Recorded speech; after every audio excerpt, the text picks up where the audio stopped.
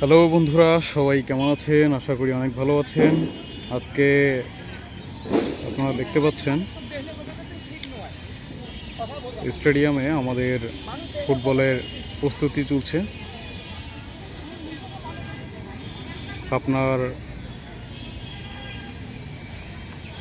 Academy club এবং junior sponsor club, দুই ক্লাবের মধ্যে অনুশীলন চলছে। আপনারা ওই যে দেখতে পাচ্ছেন প্লেয়াররা এখন রেডি হচ্ছে। আমি স্টেডিয়ামের বাইরে থেকে আপনাদের দেখাচ্ছি।